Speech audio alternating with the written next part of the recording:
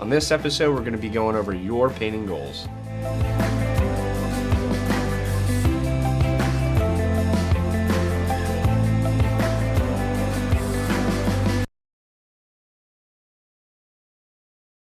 I'm going to be pretty bold here, but I'm just going to say it up front. I don't think you should be playing this game until you get your stuff painted. And I mean that in the sense that once you start playing the game with your unpainted minis, it's going to become a habit. Very early on, if you start fielding your models in the plastic state, just like this, you're going to run the risk of doing that with each army that you do. If you don't really kind of like how they play, or you just already starting to think about the next army, your previous stuff didn't get painted, you didn't learn anything while you were supposed to be painting those minis, and you're just going to kind of go down that rabbit hole. So what I'm saying is, like, very early on, just get in the habit of painting your stuff, then fielding it. It's not to say that it has to be painted, you know, like you're an expert, but at least that they're done. Get in that habit of making sure that before they get to the field that they're done. My experience is that I've even gotten like halfway through an army, or 3/4 of the way through an army, or I have like one model to paint, but I start playing. And I've even been subject to doing this, where I have one model that's left and I just didn't get it done. I still haven't gotten it done. It's on my shelf.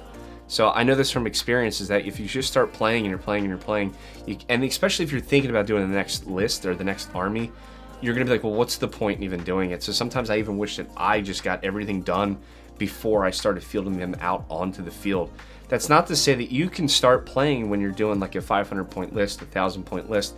Yes, absolutely start playing them, but don't field anything unless if it's painted. So what are the goals that you should set for yourself? Well, I would just break it down that you should have at least 3 different colors on your models. So we've already gone over priming, and we're going to go over how to get like the basic paint scheme and then a little bit of detail. But I'm going to be here to tell you that right off the bat, like, you're not going to be doing your stuff professionally. You're not going to be doing your stuff like you see on the box and, you know, maybe the things that you see online. But your goal is to actually have it done. And I think that you should start with at least having 3 colors of paint on those models, and plus getting your bases done.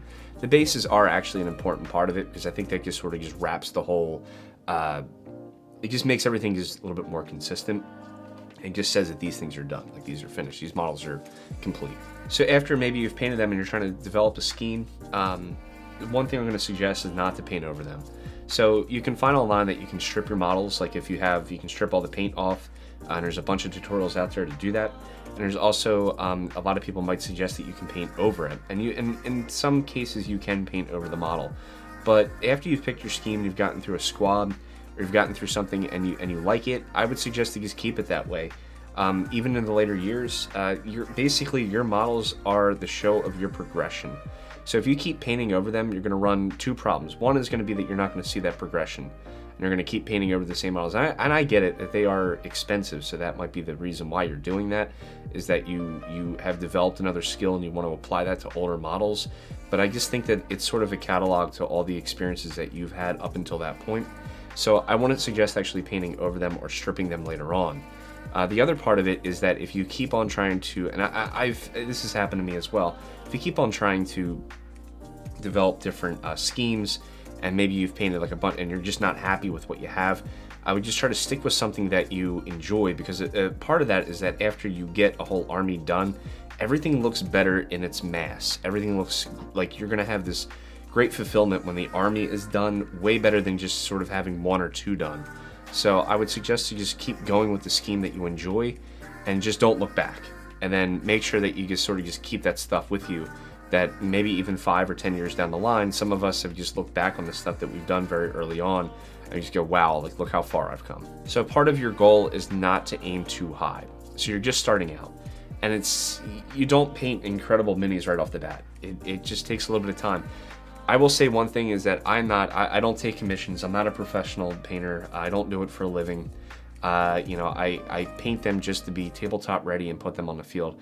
And that's what I'm trying to, you know, bring my knowledge to the table with this YouTube channel, is just sort of like a one-step guide from beginning to end to getting your stuff out there and done and playing the game.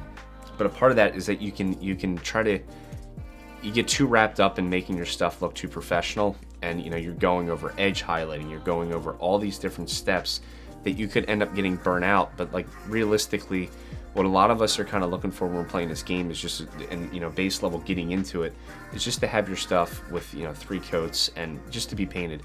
it's going to be way better to have your stuff looking, amateur than to not have them painted at all. But my motto is with each army that I do is I want to learn one thing. That is my role, and that is pretty much my standard, is that every time I go into a new army, I want to learn at least one thing. Maybe do bases better, maybe do dry brushing a little bit better, maybe try edge highlighting, maybe different washes, different inks, different ways to apply the airbrush when you get to that point.